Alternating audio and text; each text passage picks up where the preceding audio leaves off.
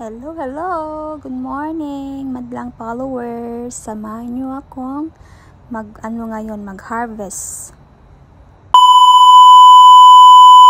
Good morning, guys. Kuha tayo ng bulak-bulak ng kalabas. Ayan, bulak-bulak. Ito, meron din dito. Sa kabila, sa loob. Ayan natin. Ayan. Yun pa sa baba.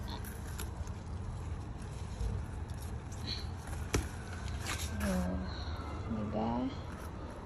Morning guys. Ayan laki na ng aking bunga ng aking ampalaya. Kaya, i-harvest na natin. Oh, diba?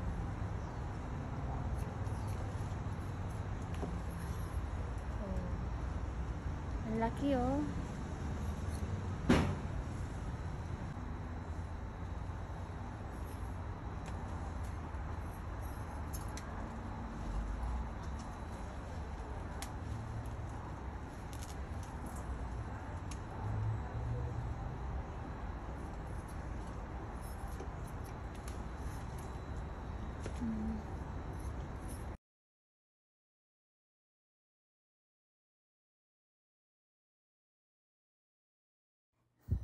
Nag-voice over na ako guys kasi maingay yung background ko.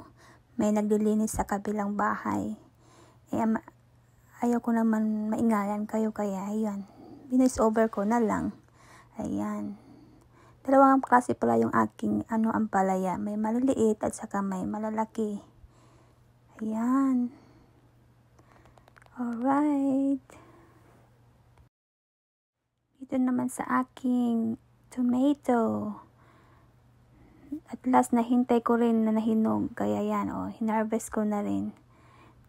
Itong aking bunga ng kamatis. Dalawang klase yung kamatis ko, guys. Isang, I think, romaine tomato. And then, yung isang klase naman is yung native. Yung kagaya sa atin sa Pilipinas.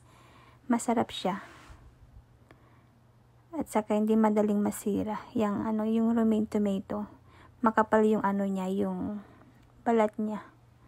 Kaya ganyan. Ayan, ang cute, diba? Parang hugis lang ng diba? Alam nyo na. Okay.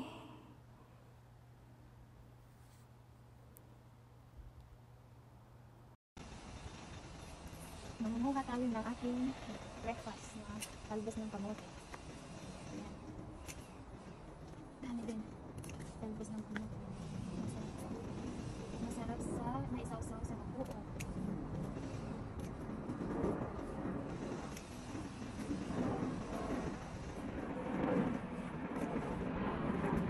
Ito na ating ulam. Ingay naman mo. Grabe lang, dito ako, ingay-ingay.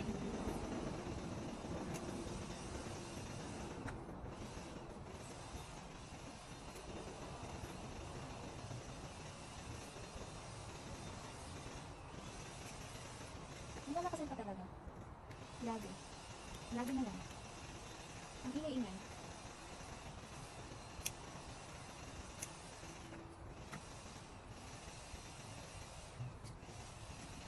Ayan.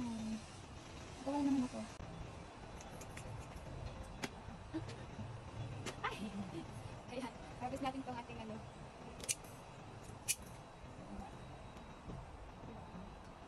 laki.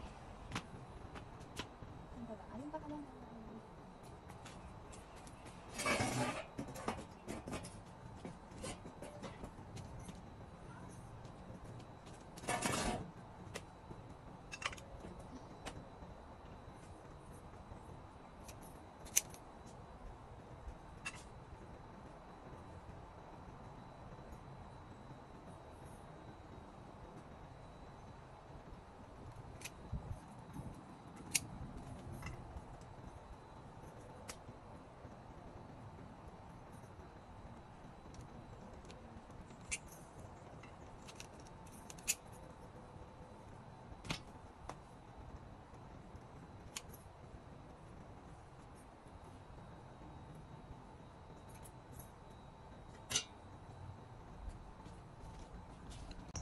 Ito na ang aking na-harvest, guys. Ang aking dragon fruits.